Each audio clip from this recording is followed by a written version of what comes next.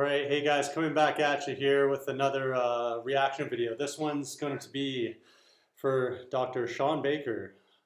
Um, so he did a video titled, I tried a better sugar diet for 3 days, instant results. So he's going to tell us right now a better version of the sugar diet because I'm sure he's tried the sugar diet. So now he's going to make a better version of it and show us what the better version is.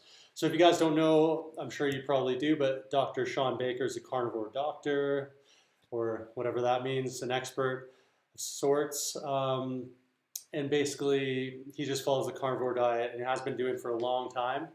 He had a stint where I remember he tried eating a couple apples and he said, carbs are definitely not for him. So, you know, he knows that he likes the carnivore diet and he's stuck with it for years. So I doubt he's actually tried the sugar diet, but I was only kidding there. So let's see what his version of the sugar diet is. I also did a video recently on Ken Dad Bod Berry, and you guys seem to like that reaction video, so I'm going to try this with Shawn Dad Bod Baker, or Shawn the Vegan Hater Baker, as Cole likes to say. I love seeing that in the comments, it's hilarious. All right, so let's see what his version of the sugar diet is and see if it's better. All right, let's do the sugar diet. But yeah, catch is, we're going to do it carnivore style. So we're going to get this bullshit out of here. We're going Oh, I thought he was going to just down the whole bag of sugar. Okay, so let's see what he's doing now. to use a different source of energy. So we're going to do it with just fat. Wish me luck. Let's see how it goes. Yummy. So he's suggesting to eat pure fat. That sounds like keto diet. Which is fine. All right, let's see where he's going with this. So Morning, day 1, or day 0, I guess, technically. We are at 250.6 pounds. This is first thing in the morning, waking up, and it's going to weigh the same way every day. all right, so he's an older gentleman. I think he's somewhere around 60, if I'm not mistaken. He weighs 250 pounds or just over. He's a massive guy. I think he's quite tall too. So, he's not super lean, but he's not, obese either. Or somebody who's like 5 foot something at 250 would be a lot different. He must be I don't know. He looks tall. He looks like 6'5", somewhere around there. So he's a big dude. I mean, he might be a bit shorter than that even. Anyway, so his starting weight, heavy-ish, but not crazy. Let's see where we go 3 days from now. Now, if it really depends on protein restriction, then the result should be I'll likely lose, a decent amount of weight over the next 3 days. We'll see what happens. Took some basic labs this morning. Total cholesterol 219. Ketones were too low to be detected, and my glucose was at 66. So day 1. Okay, there's something to note there too, because if you're not running on fat, which if his ketones are that low, what are you running on? You're either running on sugar or you're running on fat. And the thing is, being a carnivore, Shawn Baker, he's eating so much protein that he can't even utilize the fat properly in the same way as somebody who's actually in ketosis. So a lot of times when he's doing exercise or doing anything, his body's breaking down his protein to make sugar.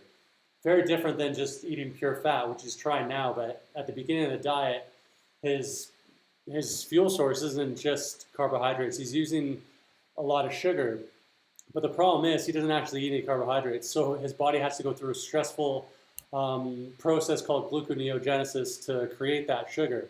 So there's the first issue right there. You're under stress constantly doing some kind of carnivore diet. So shower. I start my day with push-ups like I normally do. Every morning, I generally start out walking the dogs. 6 push-ups? About 6 laps around my driveway, about a mile. So we're going to take Sasha and Maximus for their morning walk as per usual. Well, I certainly enjoy living in Washington. One of the downsides, I decided to make a mess of my garbage. So looks like I'll also be having to clean this stuff. I guess I'll have to lock these trash cans up.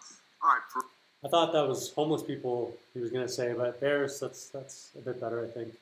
All right. For our sort of first meal, we're going to just do basically these brown butter bites. So basically all you do is I've got a block of butter here. It's going to turn the heat on, and we're just going to cook it until it starts to brown. Now, many of you guys have probably seen on social media there are people out there eating huge amounts of sugar. They're eating fruit juice.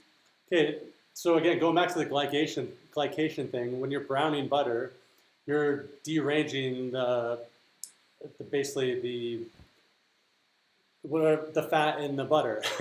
So it's causing it to be not healthy anymore. Whereas if you're having it and it's not overcooked, it's just like it oxidizes, the word I was actually looking for. So omega 6s are very easily oxidized. So that's why seed oils get a really bad rap, because most of the time you're eating them, they're oxidized and they're horrible for your health.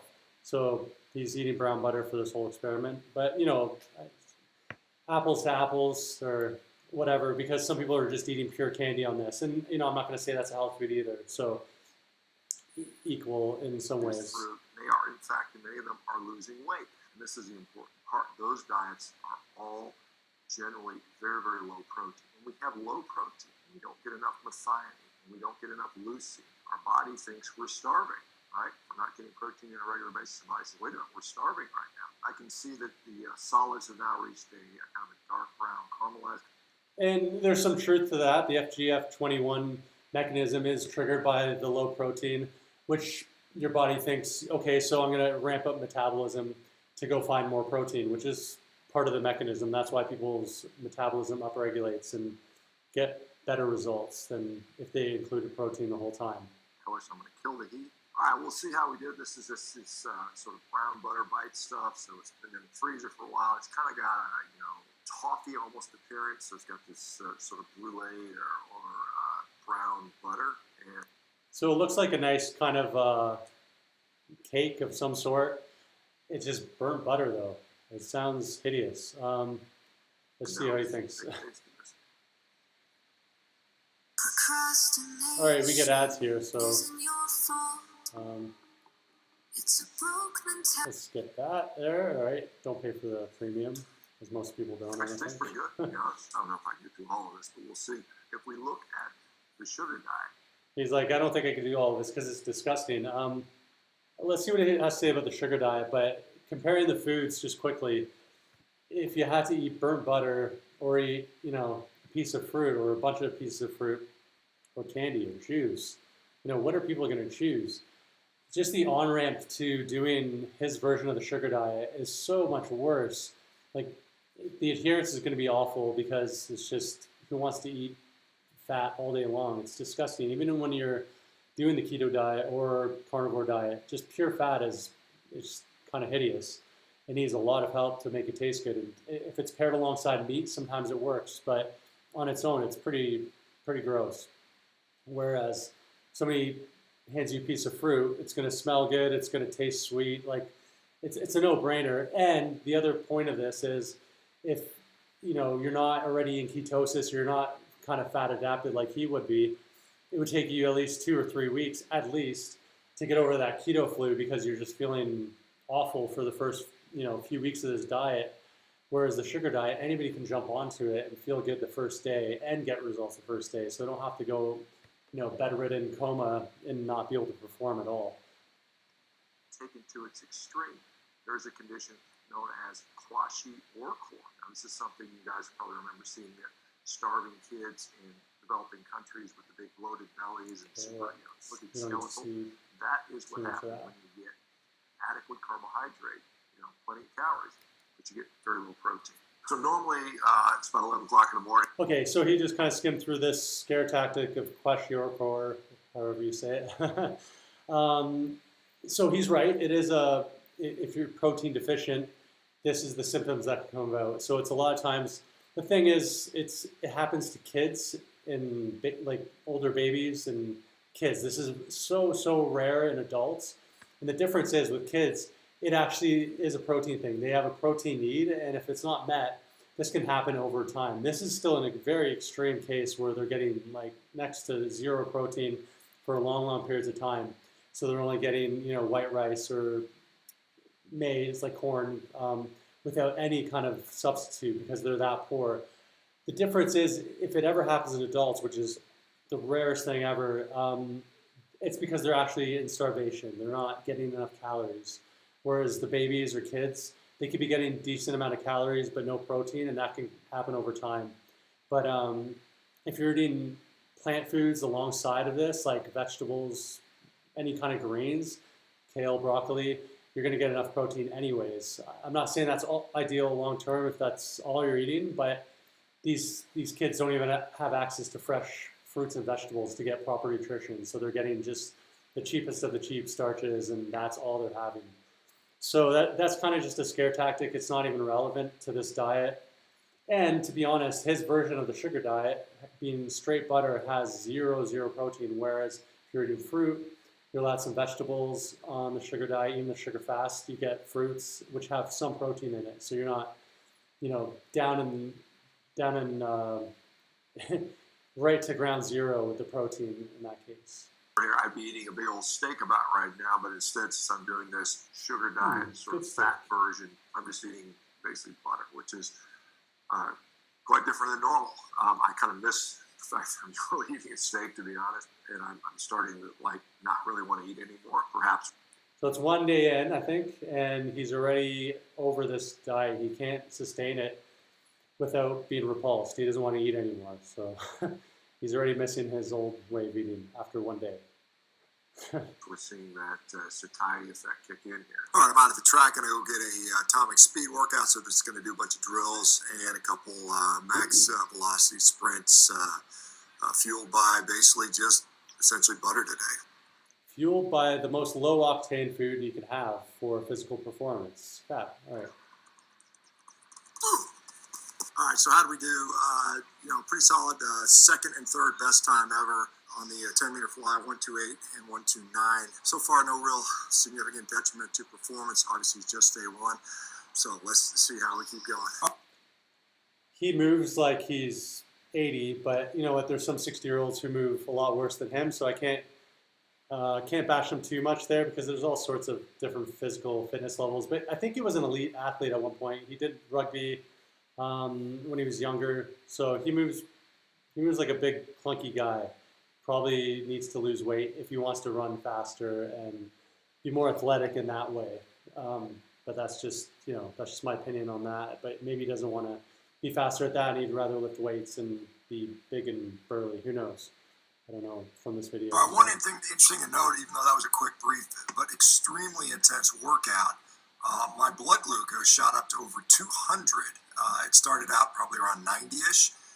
And just right during and after those sprints, my liver was just dumping out glucose to keep up with the demand. And it shows that despite eating no carbohydrates, I can make plenty of glucose when I need it for these highly intense efforts. So interesting stuff.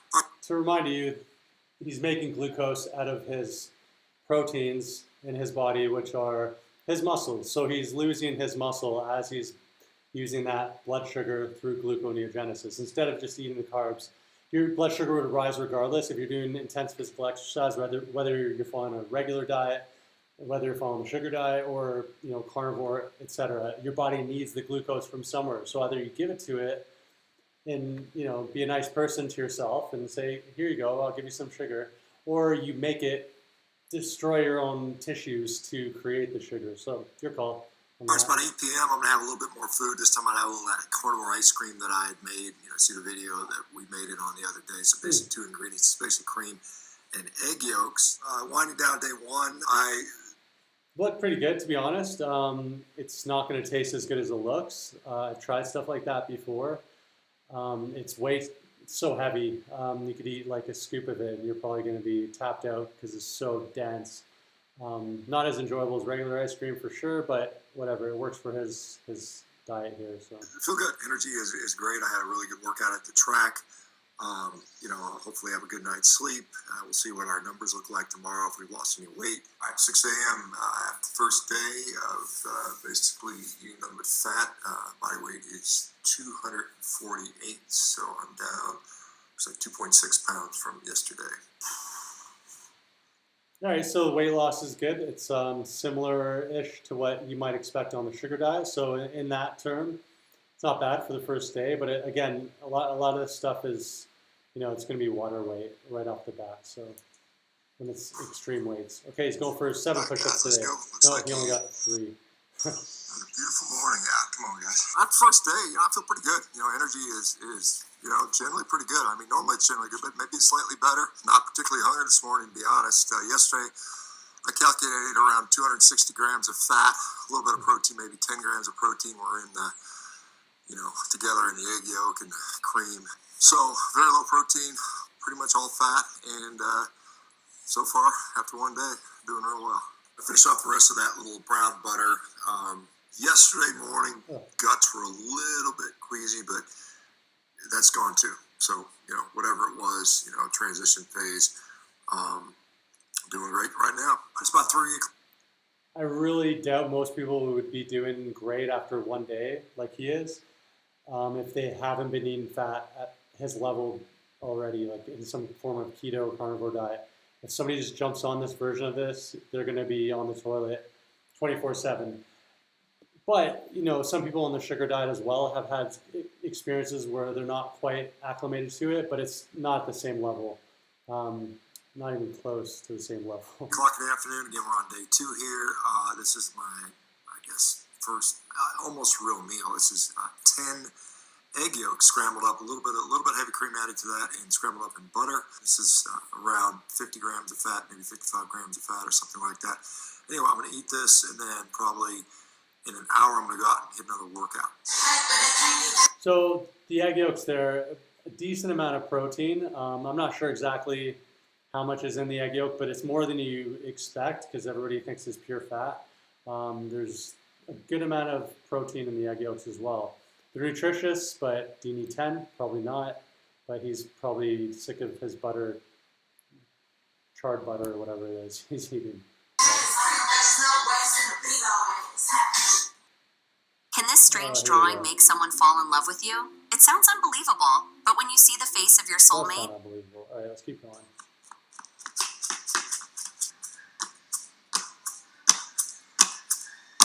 Workout was absolutely excellent. It was a bunch of acceleration work. Really actually well. I think I might have, maybe recent PR on the. Yeah, I'm going to fast forward a bit. Maybe he's going to get to how the whole result has been, because he's kind of just going over the same stuff again here. Let's see what his final words on the diet are. Doctors that will look at the root cause treatment. All right, so after the end of 3 days, this morning I weighed in at 242.6. That is a weight loss of exactly 8 pounds. It's the lightest I've been in a couple of years now, probably 5 or 6 years. I averaged about 2,800 calories a day, something like that. 270, 300 grams of fat a day. Good news is I had great energy the whole time. I had excellent energy for workouts. I slept well. Would I do it as a long-term dietary strategy? Of course not. Absolutely not. You would end up eventually becoming sarcopenic and you look like a fruitarian, which is not what anybody should be striving for. This is a tool in the tool chest. Okay, so he had some good results there. 8 pounds down. Give it up. He's definitely stuck in his ways. He has no idea what the sugar diet is about or sugar fasting. He has, he knows it's low protein, so he gets that part of it. Will he ever try that? No, I'm sure he won't. He'll just go with his version of the sugar diet. Personally, myself, I've tried this kind of stuff before. I've gone into keto, I've gone into the carnivore thing. It doesn't have the same performance at all. And he's trying to say that, he doesn't want to be sarcopenic fruitarian. But you know what? If he got halfway there with losing all the weight that he's trying to lose, that a fruitarian can actually do, his performance would just be so much better. It looks like he wants to be lighter. It looks like he wants to feel youthful and jump around and have good physical ability, just to be like athletic. I don't think he wants to be as bulky as he is, because he's trying to do all this stuff that requires light body. If he goes back to just eating the carnivore diet, he's going to go back to being a clunky kind of guy, overly muscled perhaps. Performance won't be as good. It's just not probably where he wants to be by the exercises he's doing. You can just kind of tell he wants to be moving faster. So he probably does need to lose more weight. I would recommend to him to try the sugar diet and compare it, but I don't think he's going to do that. Just as a short-term fix now, my long-term goal over the next year or so is to get down probably maybe 235, so 7 pounds from now. I will continue to eat a decent amount of protein every day because it supports what I want to do athletically. All right, so there you go, guys. Sugar fasting without the sugar. All right, well, good job, Shawn Baker. He's pretty respectful guy for the most part. He trolls on the vegans and stuff, so I'm not going to hate on him too much. He's seems like his head's in the right place. I mean, he's got business and stuff too, so maybe he's just pushing that completely. I would like to see him try something different. Is like try the sugar diet and then actually compare it instead of just saying this sucks and my way's better, without even having an idea. Whereas a lot of the people who are doing the sugar diet and sugar fasting right now have been on the low carb space. So they know it didn't work for them. They know it doesn't work for a lot of people. They jump ship because it just feels like crap after a while. The performance just isn't there long term. But if he wants to lose 7 pounds, I'm sure he can do it doing his version of it, and all the power to him. All right, drop some comments down below. Let me know what you thought. Give me your take on the video too, if you've seen it with me here. If you've seen people talking about other fat fasting, what do you think? Is it better than the sugar fasting? What's your thoughts on that? All right, catch you guys soon.